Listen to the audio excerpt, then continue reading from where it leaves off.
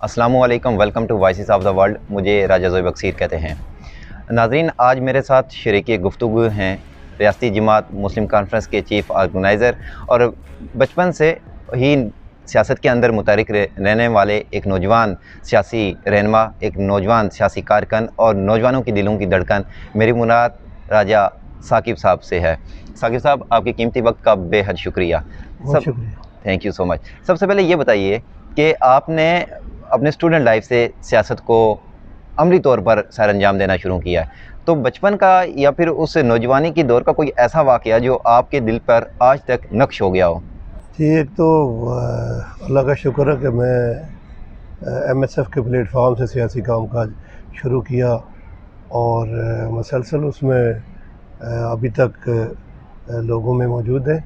तो ये एक तो मैं एमएसएफ के दौर में, जब हम एमएसएफ की सियासत में इन्वॉल्व थे पूरी तरह, उस वक्त हमारा मुजाहिद अव्वल के वक्त में एक पहिया जाम कॉल दी गई सुल्तान महमूद साहब की हुकूमत थी आज़ाद कश्मीर में। तो उस कॉल में तकरीबन 48 लोग गिरफ़्तार हुए। 42 को शाम को रहा कर दिया गया और हम 6 लोग, मैं और मेरे साथ 5-6 साथी, और हमने एक मुसलसल 11-12 दिन तक इस सियासी सफ़र में हमने कैद व बंद की सूरतें बर्दाश्त की। तो ये एक इब्तदाई स्टेज था और एक ऐसा मरहला था कि जिस वक्त ये कैद व बंद से बंदे को वास्ता नहीं पड़ा होता, तो ये एक नई बात थी।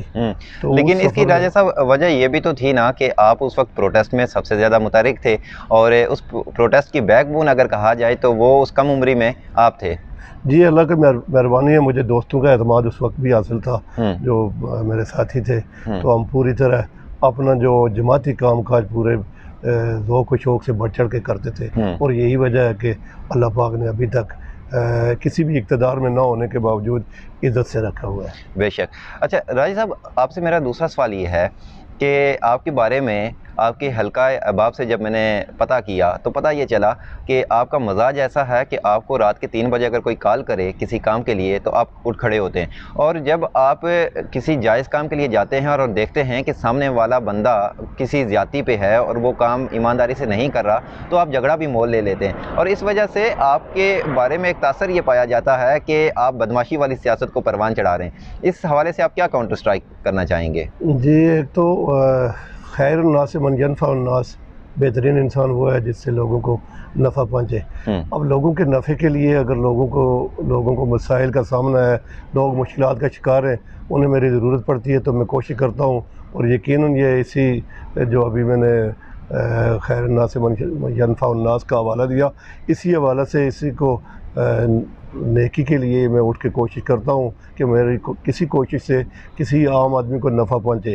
तो अगर लोग तकलीफ़ों में मुब्तला हों, वहाँ पे ज़िम्मेदार लोग अपनी नाअहली की वजह से उन्हें तकलीफ़ों में छोड़ के अपनी मसरूफ़ियात में वो शामिल हाल हों और बग़ैर किसी वजह के उन्हें तकलीफ़ दे रहे हों, तो वहाँ पे सख्ती भी करनी पड़ती है। तो उस सख्ती को अगर कोई बदमाशी का नाम देता है, तो मेरे ख़्याल में मैं उस सख्ती को वहाँ पे अगर लोग मसाइल का शिकार हों, तो वहाँ पे बात समझाने के लिए अगर सख्ती करनी पड़ती है, तो वो यानी कि आप इस सख्ती से बाज नहीं आने वाले? मैं इसे गलत नहीं समझता हूँ। अच्छा राजा साहब, थोड़ा सा आपके हल्के की सियासत को डिस्कस करते हैं।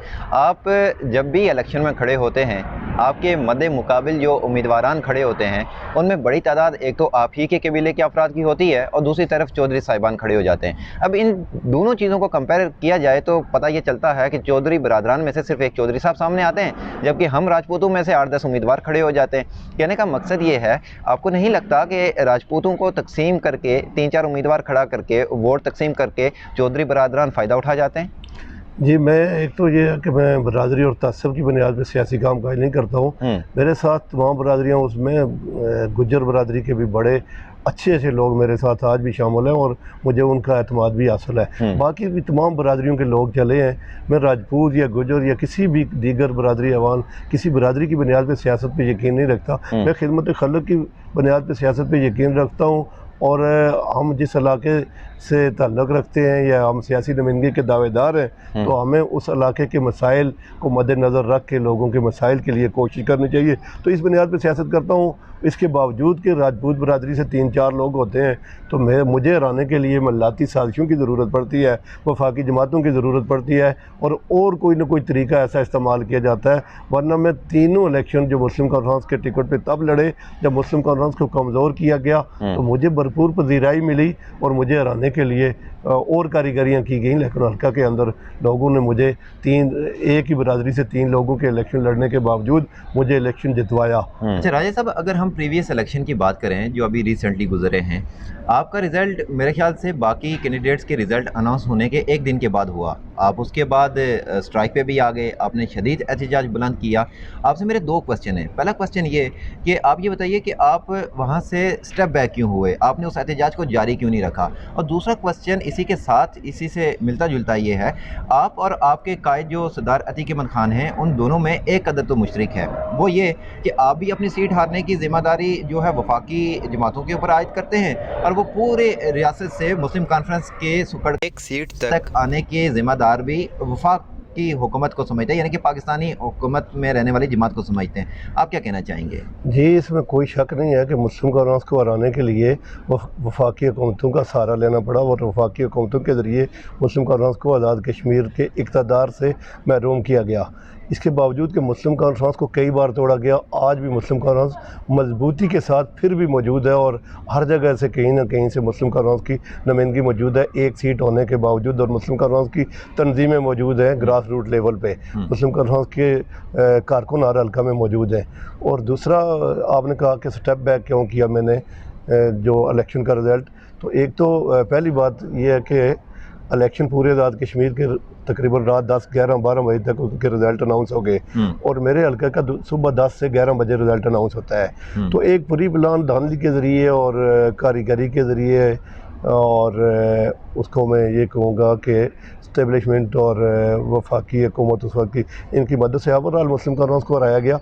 लेकिन मेरे हल्का इंतखाब को टारगेट करके, चूँकि वहाँ पे जो डील थी पीपल पार्टी की, एस्टेब्लिशमेंट की और पीटीआई की, तो डील में सदर पीपल पार्टी का मेरे मद्दे मुकाबल था, वो बुरी तरह हार गया था। तो उसको जितवाने के लिए इन्होंने रिज़ल्ट मेरा रोका और दूसरे दिन इसका अनाउंस किया। तो अगले उसके बाद जो मेरे लोगों ने भरपूर एहतजाज किया, मैं ख़ुद भी रोड पे मौजूद था। लेकिन एक वक्त ऐसा आ गया था कि मेरे लोग मरने और मरवाने पे तुल गए थे।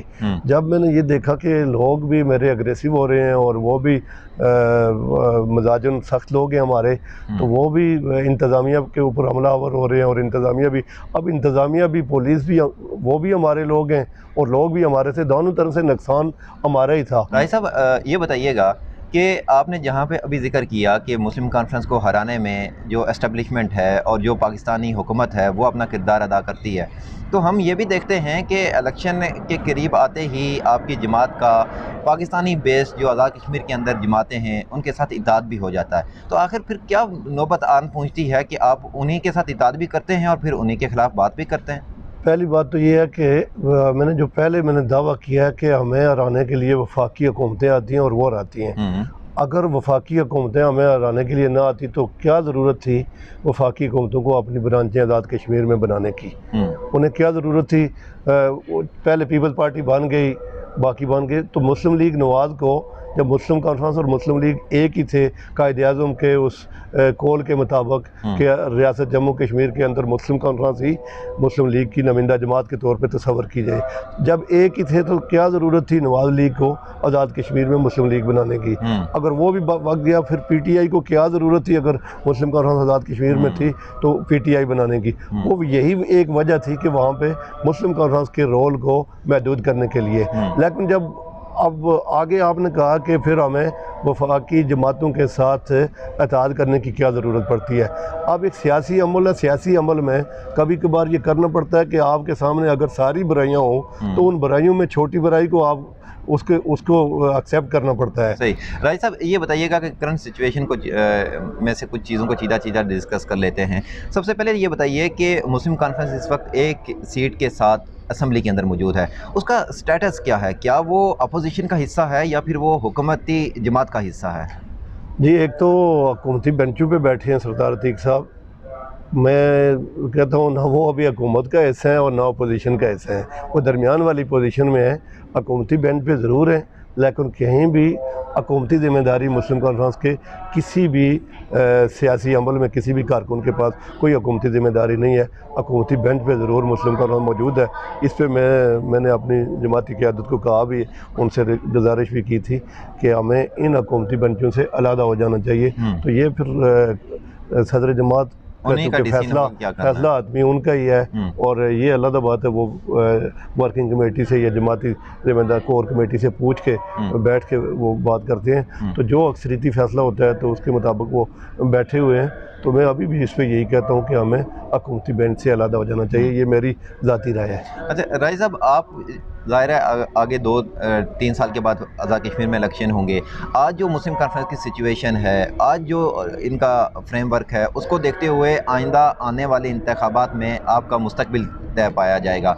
आप क्या समझते हैं इस वक्त मुस्लिम कॉन्फ्रेंस जो एक सीट पे है, क्या आने वाले इलेक्शंस में वो कोई बेहतरी कर सकती है? और क्या मुस्लिम कॉन्फ्रेंस के कारकुनान और आप जैसे जो वर्कर्स हैं, ये अवामी एतमाद को दोबारा से बहाल करके एक दफ़ा फिर से जैसे मुस्लिम कॉन्फ्रेंस का तूती बोला करता था, उस नहज पे जा सकते हैं या नहीं? जी, एक तो आपने जो सवाल किया है उसके हवाले से मैं ये कहूँगा कि मुस्लिम कॉन्फ्रेंस एक सीट पे आ गई है, फिर भी अल्हम्दुलिल्लाह मौजूद है। मुस्लिम कॉन्फ्रेंस चलो इक़्तिदार में ना सही, लेकिन एक अफसोसनाक बात है कि इस मुस्लिम कॉन्फ्रेंस को कमज़ोर करके रियासत जम्मू कश्मीर के अंदर नज़रिया पाकिस्तान को, दो कौमी नज़रिया को कमज़ोर किया गया है। और मेरे ख़्याल में जिन लोगों ने, जिन वफाकी हुकूमतों ने ये कार्रवाइयाँ की हैं और इस मुस्लिम कॉन्फ्रेंस को कमज़ोर करने की साजिश में जो लोग शामिल हैं, वो ज़रूर देखेंगे, और अगर माजी में लोग नहीं देख सके, मुस्तकबिल में ज़रूर देखेंगे कि मुस्लिम कॉन्फ्रेंस की आज़ाद कश्मीर में बुनियादें और मुस्लिम कॉन्फ्रेंस की मजबूती अगर आज़ाद कश्मीर में है तो रियासत जम्मू कश्मीर के अंदर नज़रिया पाकिस्तान मजबूत है, दो कौमी नज़रिया मजबूत है, कश्मीर बनेगा पाकिस्तान मजबूत है, हालांकि पाकिस्तान मजबूत है। और आम आदमी के मसाइल के हल के लिए मुस्लिम कॉन्फ्रेंस ही वो जमात है जो बेहतरीन रोल अदा कर सकती है, और मुस्लिम कॉन्फ्रेंस की ही क़यादत है जो बेहतरीन रोल अदा कर सकती है, जो आज़ाद कश्मीर भर में लोगों की इज़्ज़त और वक़ार के साथ नुमाइंदगी भी कर सकती है और मसाइल का हल भी कर सकती है। आखिरी कुछ सवालात हैं। राय साहब, आपने जैसे बताया कि कश्मीर बनेगा पाकिस्तान का नारा लगाने वाली रियासती जमात है, और ये स्लोगन है भी मुस्लिम कॉन्फ्रेंस का, इससे कोई डिनाई नहीं कर सकता। लेकिन जो पाकिस्तानी बेस्ड आज़ाद कश्मीर की सियासी जमातें हैं, अगर उनकी बात की जाए तो उनके जो नुमाइंदगान हैं, जैसे राजा फ़ारूक हैदर साहब हैं, दीगर सियासी रहनुमा हैं, अगर हम उनकी बात करें तो वो भी कश्मीर बनेगा पाकिस्तान का नारा लगाते हैं। आखिर आपके नारे में और उनके लगाए जाने वाले नारे में क्या बड़ा फ़र्क है? नहीं, एक तो फारूक हैदर साहब का भी बेस आप समझे ना, वो भी मुस्लिम कॉन्फ्रेंस से ही हैं। कल नवाज लीग में गए हैं, सारी ज़िंदगी के जो अच्छे वक्त थे उन्होंने मुस्लिम कॉन्फ्रेंस में गुजारे हैं, या कोई और भी हैं, तो ज़िंदगी का अच्छा वक्त सब ने मुस्लिम कॉन्फ्रेंस में गुजारा है। ये वहाँ से ही सब ने सीखा हुआ है नज़रिया इलाके पाकिस्तान और कश्मीर बनेगा पाकिस्तान, वहाँ से ही इस नज़रिए पे ये लोग चल रहे हैं। ये मुस्लिम कॉन्फ्रेंस मजबूत थी तो कश्मीर बनेगा पाकिस्तान का, चूँकि ये बजायद अव्वल का नारा था। अब तो सारे ही कहते हैं नारे की आदतें, बल्कि एक टाइम में आपने सुना होगा कि पीपल्स पार्टी वाले नारा लगा रहे थे बिलावल भुट्टो का ऐलान, कश्मीर बनेगा पाकिस्तान, क्योंकि ये ऐलान, ये नारा ये सिर्फ मुजाहिद अव्वल का दिया हुआ था, तो ये कश्मीर बनेगा पाकिस्तान। लेकिन हम अल्लाह का शुक्र अदा करते हैं कि जो सोच मुजाहिद अव्वल की थी आज सारी जमातों की, अगरचे उनके नीचे वो नज़रियाती तौर पर मजबूत नहीं है, उनके कारकुनों में ये मजबूती नहीं है, लेकिन जो अभी उनको लीड कर रहे हैं इन सारी जमातों को, तो वो कहीं ना कहीं मुजाहिद अव्वल के साथ सियासी सफ़र में शरीक रहे, मुस्लिम कॉन्फ्रेंस के साथ सियासी सफ़र में शरीक थे। तो वो कश्मीर बनेगा पाकिस्तान को वो समझते हैं कि इसके अलावा रियासत कश्मीरी और पाकिस्तानी एक दूसरे के लिए, पाकिस्तान और कश्मीर लाज़िम व मलज़ूम है, और ना कश्मीर पाकिस्तान से अलग हो सकता है, ना पाकिस्तान कश्मीर से अलग हो सकता है। तो सारा कश्मीर आज़ाद होगा तो नज़रिया इलाके पाकिस्तान का जो नारा है वो मुकम्मल होगा। सही। सेकंड लास्ट क्वेश्चन राज साहब आपसे मेरा ये है कि आपने अवामी एक्शन कमेटी के एहतजाज में एक शदीद रद्द अमल दिया, जिसके बाद कई हलकों से आपके ऊपर तनकीद भी हुई, और आपका मौक़िफ़ उस पे ये था कि जहाँ पर अवामी हुकूक़ की बात हो वहाँ पर कोई भी शख्स या कोई भी पार्टी अपना सियासी नारा नहीं लगा सकती, और इससे मैं 100% एग्री करता हूँ। अब 5 फरवरी को ये दोबारा से एहतजाज करने जा रहे हैं। अब 5 फरवरी राजा साहब वो दिन है कि जब आपको अच्छी तरीके से इल्म है कि हम सब लोग आज़ाद कश्मीर के सारे बाशिंदे और पाकिस्तानी क़यादत के साथ मिलके और पाकिस्तानी अवाम के साथ मिलके मकबूजा कश्मीर के मज़लूम कश्मीरियों के साथ इज़हार यकजहती करते हैं। लेकिन आप नहीं समझते कि जो आज़ाद कश्मीर के रियासती बाशिंदे 5 फरवरी को एहतजाज करने के लिए निकल रहे हैं, वो इस हुकूमत के ख़िलाफ़, इस आज़ाद हुकूमत के ख़िलाफ़ एहतजाज कर रहे हैं कि जो रियासती बाशिंदों के साथ जुल्म डाल रही है, उसके ख़िलाफ़ सरापा एहतजाज है। और इस तरीके से ये मैसेज एक ऐसे बड़े दिन में पूरी दुनिया में जा सकेगा कि भाई ये रियासत अपने रियासती बाशिंदों को हुकूक नहीं दिलवा रही, यानी कि ख़ुद मज़लूम है और वो मकबूजा कश्मीर की आवाम के लिए आवाज़ उठा रही है। क्या ये खुला तज़ाद नहीं है? पहली बात यह है कि हम चूँकि अवामी एक्शन कमेटी का आपने जो कहा, अवामी एक्शन कमेटी यकीनन उसमें तमाम लोग थे, तो अवामी एक्शन कमेटी है। बेशक अवाम के बगैर कमेटी क्या करेगी? सही। आप एक तरफ अवामी एक्शन कमेटी कहते हैं, तो अवामी एक्शन कमेटी में तमाम लोग ऐसे हैं जो तकरीबन हर सियासी जमात से मुंसलिक हैं। बेशक ये अभी अगर आज़ाद कश्मीर की असम्बली के अंदर 53 MLA मौजूद हैं, तो इन 53 MLA को लोगों ने, उनमें से जो बराह रास्त स्पेशल सीटें उनको छोड़ के बराह रास्त जो लोगों में जाके मुंतखब होते हैं, तो अवाम ने वोट दिए हैं, तभी वो MLA हैं, तभी वो अवामी नुमाइंदे हैं। बिल्कुल। तो हर जमात के लोग इस अवामी एक्शन कमेटी के प्लेटफार्म पे थे। लेकिन जब मैंने अलहदगी की, अब मैं किसी के डर से, किसी की तनकीद के डर से अपने असूल को नहीं, उस पर समझौता नहीं कर सकता, अपने नज़रियात पे किसी की तनकीद के डर से समझौता नहीं कर सकता। जब अवामी एक्शन कमेटी जिसमें तमाम सियासी जमातों के लोग शामिल हैं, उसमें उसके प्लेटफार्म या उसके जलसे में, उसके जुलूस में कुछ लोग अपने मनपसंद नारे लगाएं, वो पाकिस्तान मुखालिफ नारे लगाएं, अफवाज पाकिस्तान के ख़िलाफ़ नारे लगाएं, तो वो स्टेट मुखालिफ नारे लगाएं। हकूक़ की बात एक तरफ, आटे के महंगे की बात एक तरफ, बिजली की बात एक तरफ, वो सारी बातें ठीक है, वो होने चाहिए। वो तो हमारे, चूँकि एक तरफ हम कश्मीर बनेगा पाकिस्तान कहते हैं, तो फिर अभी पाकिस्तान में भी लोगों को, ममलकत पाकिस्तान में भी लोग बहुत सारे मसाइल का शिकार हैं। तो उसी तरह हम भी जो आज़ाद कश्मीर के लोग हैं, जहाँ पे हमारा रहन सहन है, तो हमारी भी नज़र, हमारा भी नज़रिया पाकिस्तान है, तो फिर पाकिस्तान के उसी तरह मसाइल का शिकार हम भी हैं।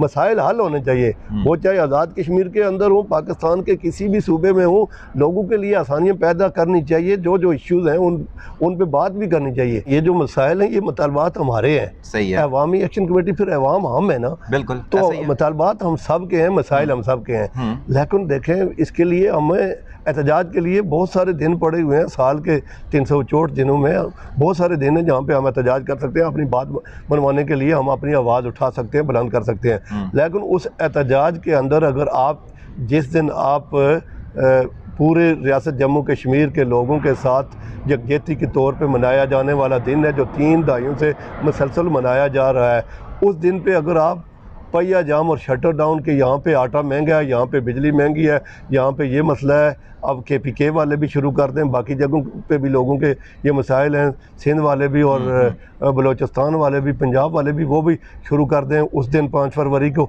तो क्या ये मुनासिब अमल होगा? बाकी कोई दिन रख लें, उस दिन अगर योम यकजहती का दिन है, हिंदुस्तान के मज़ालिम के ख़िलाफ़ आवाज़ बुलंद करने का दिन है, उस दिन हिंदुस्तान के मज़ालिम के ख़िलाफ़ ही बात करनी चाहिए। क्या ये वाला जो एक्शन है 5 फरवरी को जो होने जा रहा है, ये एक मैसेज इस गवर्नमेंट को, बिलखुसूस आज़ाद कश्मीर की गवर्नमेंट को ये कन्वे कर रहा है कि आप मकबूजा कश्मीर की आवाम के साथ यकजहती करें, और ये कह रहे हैं कि वहाँ की गवर्नमेंट वहाँ की रियासती बाशिंदों के ऊपर जुल्म डाल रही है, आप अपने रियासती बाशिंदों के ऊपर नज़र करम नहीं कर रहे। क्या इससे एक मैसेज ये नहीं जा रहा 5 फरवरी के एहतजाज से कि उनके साथ इज़हार यकजहती करने से पहले अपनी आवाम की दाद रसी की जाए? जी, मैं यही कह रहा हूँ कि ये उसको सबताज कर रहे हैं। उस दिन का जो अहमियत है, उसका जो मकसद है, उसको सबताज करने के लिए यहाँ पे ये रखा गया है। कि इसके लिए आप कोई और इसके लिए कोई भी दिन रखा जा सकता था। यहाँ पे अगर हुकूमती नलायकियाँ हैं, हमारे अगर निज़ाम हुकूमत की नलायकियाँ, कमियाँ बेशियाँ, तो वो हमें ठीक करनी चाहिए, उस पर हमें आवाज़ हर रोज़ उठाएँ, कोई भी दिन। लेकिन जिस दिन अगर आप 14 अगस्त का दिन है, योम आज़ादी का दिन है, उस दिन आप जश्न आज़ादी मनाएंगे। जिस दिन 24 अक्टूबर का दिन है उस दिन आप आज़ाद कश्मीर, ये जो स्टेट 4000 मरबा मील है इसकी आज़ादी, उस दिन आप ये मनाते हैं। 27 अक्टूबर का दिन है, हिंदुस्तान के ख़िलाफ़ आप योम सियाह के तौर पे मनाते हैं कि उसने 27 अक्टूबर को मकबूजा कश्मीर पे के ऊपर जाबराना तसल्लुत और कब्ज़ा किया है। तो जो दिन है उस दिन की अहमियत से आप ईद वाले दिन आप अगर पहिया जाम रख लें, ईद अल अज़हा पे कुर्बानी वाले दिन आप पहिया जाम शटर डाउन रख दें, और ईद अल फितर पे आप रोज़ों के बाद पहिया जाम और शटर डाउन रख लें, तो ये कमल का मुनासिब अमल नहीं है। इसमें थोड़ा फ़र्क बड़ा ही आपने स्मार्ट आंसर या 10 मुहर्रम को अगर आप रख लें पहिया जाम शटर डाउन, तो वो इमाम हुसैन की याद का दिन है, उस दिन आप ये नहीं कर सकते। बड़ा स्मार्ट आंसर दिया है और आपका ये जवाब मुझे बड़ा पसंद आया। राय साहब, अब आखिर में आपसे मैं ये जानना चाहता हूँ कि आप क्या इस चीज़ को भी, ज़ाहिर बड़े दबंग इंसान है, बड़े खुले डुले अल्फाज में आप हमायत का ऐलान भी करते हैं और मुखालफत का इजहार भी करते हैं। एक तो ये बताइए, क्या आप इस चीज़ को तस्लीम करते हैं कि मुस्लिम कॉन्फ्रेंस जो एक सीट तक आ चुकी है, इसमें आप जितने भी मुस्लिम कॉन्फ्रेंस के कारकुनान हैं, आपकी ज़ाती खामियां भी हैं, कोताहियां भी हैं, और आप इसके साथ साथ अपनी क़ियादत को और बिलखुसूस अपने कारकुनान को क्या पैगाम देना चाहते हैं? एक तो गलतियाँ कोताहियाँ तो हर इंसान में बैसियत बशर हो जाती हैं। बाकी मैं मुस्लिम कॉन्फ्रेंस को एक सीट पे आने पे मैं ये नहीं कह सकता कि ये मुस्लिम कॉन्फ्रेंस की क़ियादत की या किसी और ज़िम्मेदार की कोई कमी बेशी है या उसकी गलती है, क्योंकि वफाकी हुकूमतों ने, वफाकी जमातों ने, जो भी वफाक में इक़्तिदार में थी उसने आज़ाद कश्मीर में जमात बनाई। PTI ने लास्ट टाइम वफाक में इक़्तिदार में थी तो आज़ाद कश्मीर के इलेक्शन से 2 माह कबल उसने वहाँ पे जमात बनाई और वहाँ पे इक़्तिदार पे वो काबिज़ हो गई और बाकायदा उन्होंने इलेक्शन में 32-33 नशिस्तें भी ली। तो वो चूँकि मैं समझता हूँ कि अगर ये मुस्लिम कॉन्फ्रेंस को कमज़ोर किया गया तो वफाकी हुकूमतों की तरफ से कमज़ोर किया गया, ना कि किसी क़ियादत की गलती की वजह से। अब ये हमारे लोग कमज़ोर हैं, जो अगर कोई भी वफाकी जमात या जिसकी हुकूमत थी, हुकूमत बनी, तो उन्हें फिर पार्टी क़ियादत में गलतियां नज़र आ जाती हैं जब उन्हें, चूँकि हालात को फेस करना मुश्किल काम है। हालात को जो फेस नहीं कर सकते हैं तो वो किसी न किसी के खाते में डाल के वो जाना चाहते हैं अपनी फेस सेविंग के लिए, उन्होंने सफ़र करना होता है। अब नवाज़ लीग वफाक में बरसर इक़्तिदार थी तो वहाँ भी सफ़र किया। एक वक्त में मुजाहिद अव्वल की मौजूदगी में पीपल्स पार्टी आज़ाद कश्मीर में बनी तो मुजाहिद अव्वल के साथ 1-2 लोगों के अलावा कोई MLA नहीं रह गया था। तो उस वक्त भी लोग चले गए वफाकी हुकूमत के। ये लोग फेस नहीं कर सकते हैं जब, तो फिर बंदा ये कहे कि क़ियादत की गलती है। ये तो आप मुबारकबाद दें और रियासत जम्मू कश्मीर के हर आदमी को सरदार अतीक साहब की इस हिम्मत को और इस जुर्रत को सलाम पेश करना चाहिए कि उन्होंने वफाकी हुकूमतों के ज़ोर के बावजूद अभी तक, चूँकि वो 2010-11 में आखिरी बार इक़्तिदार में थे, वज़ीर-ए-आज़म थे, अभी तक वो इस सारे हालात को फेस करके इस मुस्लिम कॉन्फ्रेंस को लेके चल रहे हैं, रियासत जम्मू कश्मीर की आवाज़ को लेके चल रहे हैं और रियासत की वाहिद नमिंदा जमात को लेके चल रहे हैं। तो उनकी जुर्रत और उनकी अज़मत को सलाम पेश करना चाहिए और यकीनन अगर वो इक़्तिदार के लिए रास्ता बनाना चाहते तो बाकियों की तरह वो भी कर सकते थे। उन्होंने इक़्तिदार के लिए रास्ता नहीं बनाया, वो नज़रियात को लेके और रियासत की आवाज़ को लेके, मज़लूम कश्मीरियों की आवाज़ को लेके, रियासत जम्मू कश्मीर की तहरीक आज़ादी की आवाज़ को लेके वो चल रहे हैं और अभी तक कायम दायम है। तो इसमें सीट की बात नहीं है, सीट एक है या सीट कोई भी नहीं है, लेकिन आप अपने स्टैंड पे, अपने नज़रियात पे, अपने असूलों पे खड़े हैं तो आप कामयाब हुक्मरान हैं। नाज़रीन, आपने राजा साकिब साहब नौजवान सियासी रहनुमा है मुस्लिम कॉन्फ्रेंस के, इनकी आज गुफ्तगू जानी, बड़ी सुलझी हुई और बड़े स्मार्ट आंसर देने के ये माहिर हैं और इनसे गुफ्तगू आपको कैसी लगी इसका इजहार आप कमेंट सेक्शन के ज़रिए से कर सकते हैं। राय साहब, आपके कीमती वक्त का बेहद शुक्रिया। और नाज़रीन, बस जाते हुए आपसे इतना कहना है कि हद नज़र से आगे ज़िंदगी अभी मुस्कुराती है, हमारा पैगाम तो मोहब्बत है जहाँ तक मुझे।